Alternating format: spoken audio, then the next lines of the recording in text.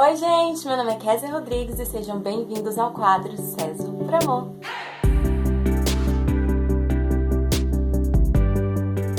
E o vídeo de hoje está muito especial porque a gente vai falar sobre família. Família que é um assunto pouco abordado dentro do serviço social e você vai entender por quê ao longo do vídeo, mas que é de total e fundamental importância na nossa prática profissional do cotidiano e independente do campo que a gente vai atuar, tá bom? Já vai curtindo esse vídeo, se inscrevendo nesse canal, compartilha, deixa suas contribuições aqui nos comentários. Aqui na descrição desse vídeo também tem as minhas redes sociais, caso você queira me acompanhar um pouquinho fora daqui, tá bom? Bom, de acordo com Yamamoto, o alvo predominante do exercício profissional do assistente social é o trabalhador e a família, independente do espaço socioocupacional que você vai estar atuando no seu trabalho. Basicamente, onde você for trabalhar, você vai trabalhar com família, independente do local, tá bom? Bom, mas o conceito de família, ele tem mudado no decorrer do tempo e na evolução da história. E hoje a gente vai entender um pouco quais são esses conceitos de família. A família hoje, ela pode ser vista como uma instituição social, ou seja, ela não é só dado pelos laços biológicos, mas tem toda uma série do que se constitui família, mas ela também é um processo social e cultural. Ela é construída e reconstruída socialmente, ela geralmente é nosso contato primário de socialização, né, na nossa casa, onde a gente tem nossos pais, enfim, tios com quem a gente foi criado. Geralmente é onde a gente tem a nossa identidade formada, pelo menos a identidade primária, tá? Não significa que vai ser a única identidade que você vai ter, mas geralmente ela é a primeira, porque é o nosso primeiro meio de socialização, onde a gente tem nossas primeiras experiências. Bom, a família hoje ela sofreu uma série de mudanças, já que ela foi acompanhando também a sociedade e as suas demandas.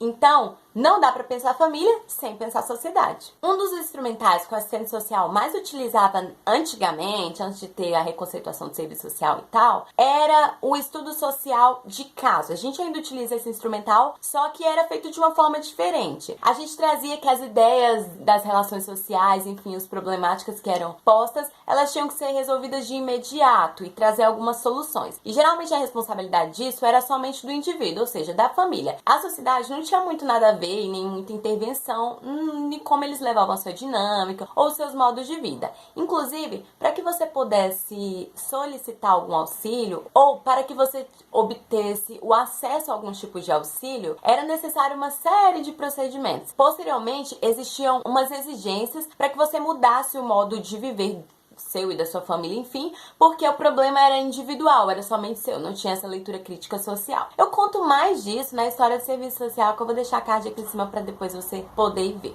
Assim, os estudos sociais, eles eram muito mais vinculados a julgamentos morais do assistente social com o usuário do que as próprias dinâmicas e dada a realidade. Não via muito essa questão do contexto, não tinha muito essa questão da crítica, né? Sob essas orientações, os assistentes sociais aprimoravam suas técnicas, aprimoravam o seu fazer profissional e trazia muita burocratização, muita sistematização para acesso dos serviços e após acesso a esses serviços, enfim, tinha essa responsabilidade individual quando você não solucionava algum tipo de problema, entendeu? Era o indivíduo que tinha que solucionar o problema e somente isso. A família de hoje também é vista como dada pela sociedade capitalista, pelas questões de herança, às vezes, sabe? De saber se é seu filho biológico ou não, porque tem uma grande herança, tem um grande patrimônio em jogo. Quando casa, tem a questão das comunhão de bens ou não, divisão. Então, isso tudo se entrelaça na realidade da sociedade capitalista também. Bom, as famílias hoje parecem ter muito mais amor e cuidado, né? Nem todas. Mas isso é algo dado pela sociedade moderna, porque nem sempre foi assim. E também é uma herança de esforços depreendidos da Igreja Católica. Por quê? Antigamente, tinham-se filhos para que eles trabalhassem no campo, porque as pessoas moravam no campo. Quanto mais filhos para que ajudassem na mão de obra, na manutenção do campo, melhor seria. Só que como a sociedade mudou e muitas coisas mudaram, hoje ter muitos filhos nas capitais é algo incabível, porque é muito difícil sustentar todo mundo. Mas, antigamente, era algo muito bom. E as crianças também eram vistas como mini trabalhadores, como mini adultos. Após ter toda essa evolução e essa questão do direito de ser criança, antigamente as crianças também trabalhavam. Ainda hoje tem essa questão do trabalho infantil, né? Mas, enfim, era uma coisa normal, o que não é normal hoje, mas era super normal crianças trabalharem e elas não tinham esse direito de infância. Que a família passou por muitas mudanças, isso a gente já sabe, mas ela também mudou a questão de não ser o único meio de obter socialização e informação. Muitas crianças hoje em dia passam muito mais tempo em creches e escolas do que em casa, então aquele grupo meio que se constitui um pouco família, passa muito tempo ali, onde obtém socialização, onde obtém informação, onde obtém várias trocas. Os idosos também entram nesse patamar, já que muitas vezes eles vão para ILPs, instituições de longa permanência, e eles vão ficar nessas casas e vai ser o novo lar deles, e eles conseguem laços não biológicos, mas laços de amizade, enfim, e também se constitui família. Se você não sabe qual é o trabalho da assistente social com idosos, já tem vídeo aqui no canal também pra você ver depois desse aqui, tá bom? A sociedade e os seus papéis vão mudando, então é necessário colocar a família em várias dimensões, como as questões de gênero que entraram e mudou muito os papéis familiares. Hoje em dia a mulher trabalha, muitas mulheres são as chefes de casa, chefia uma família sozinha, outros os pais tomam a frente e além de trabalhar também cuida da casa, mas que é uma coisa que não era muito comum antigamente, né? Então quando a gente discute família, a gente fala sobre novos arranjos familiares, que não é tão antigo, mas hoje em dia é mais legalizado. Então a gente tem família socioafetiva, família monoparental, a gente tem família em pluralidade, e cabe ao assistente social respeitar todos os tipos de família, independente dos seus membros. Quando a gente fala sobre família estruturada e família desestruturada, é um pouco perigoso essa análise, porque a gente tem que pensar do padrão. Se eu falo que uma família é desestruturada, existe uma estrutura. E qual seria essa estrutura? Algo aí pra vocês pensar. E onde entra o serviço social aí? Serviço social e família tem tudo a ver, né? Principalmente que a gente no começo tinha essa perspectiva de controle da família. Controlar os modos de vida dos usuários, das famílias, como eles faziam a sua dinâmica, porque tinha meio que um padrão e a gente seguia aquilo que era pregado e tal. Bom, mas no Brasil se rompeu essa perspectiva e hoje a gente tem muito mais uma análise crítica quando se fala de família. Essa discussão de família ela é um pouco escorregadia porque ela leva um pouco para os traços conservadores e tradicionais. Não recomendo vocês não pesquisar e não estudar. Estude sobre tudo e todos, tá bom? Porque é importante você ter esse conhecimento do que você vai atender, né? Das pessoas que você vai atender. E muitas vezes porque tem essas dinâmicas familiares e tal. Então pesquisem sobre tudo e todos. Bom, esse debate ele é mudado e remodelado um pouco porque entra a questão das discussões de propostas familistas nas famílias. O que seriam essas propostas familistas? Essa proposta familista, ela traz a ideia de que a família é meio que aquela tradição e que existe dois canais naturais para a satisfação dos indivíduos, que seria a família e o mercado. Apenas quando esses dois falham, ou seja, a família falhou, o mercado também falhou, que entra o Estado. E o Estado entra como uma medida provisória, mas não permanente. Então a ideia que traz é, família faliu, teve falência, o mercado não absorveu, entra o Estado, tá bom? O BPC é um exemplo disso. Se você não sabe o que é BPC, eu vou deixar card aqui também. Só que lá no meu Instagram tem um vídeo rapidinho que eu explico a diferença BPC e aposentadoria, muito bom.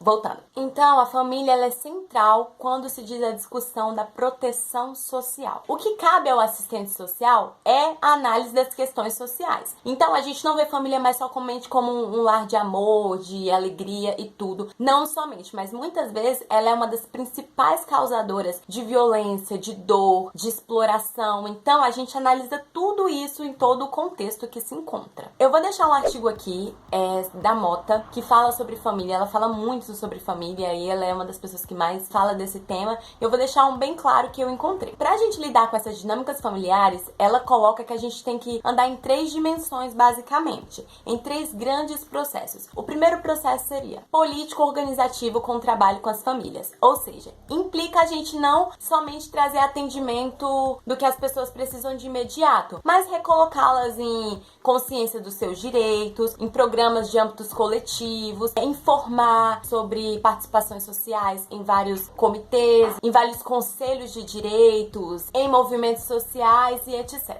tá bom? O segundo se encaixa no processo de planejamento e gestão, ou seja, reverter um pouco dessa mentalidade de que tudo é responsabilidade da família e que o Estado não tem nada a ver com isso, entendeu? Tirar a responsabilidade individual, mas trazer uma análise crítica de que um todo é contribuinte para a situação presente. E essa responsabilização só da família sobre as práticas de cuidado é uma coisa que acontece acontece muito no trabalho multidisciplinar, por isso que a gente precisa ter muita clareza e ter muito entendimento de como lidar. E por último, os processos socioassistenciais, que é o mais comum da gente, né, do nosso trabalho diário. Só que a gente tem que tirar essa ideia de que o indivíduo, tratar ele somente como um objeto terapêutico, mas tirar essa mentalidade, por favor, e tratá-los como sujeitos de direitos, entendeu? Assim a gente busca responder às demandas e às necessidades como sujeitos que possuem autonomia, sempre preservando pela autonomia do indivíduo. Bom, por fim, não nos compete discutir relações terapêuticas da família, mas discutir relações da questão social e as expressões dessa questão social e como a gente pode trazer resolução a essas questões, tá bom? Eu espero que vocês tenham gostado desse vídeo, já deixa sua curtida, comenta aqui qualquer dúvida que você tiver, compartilha esse vídeo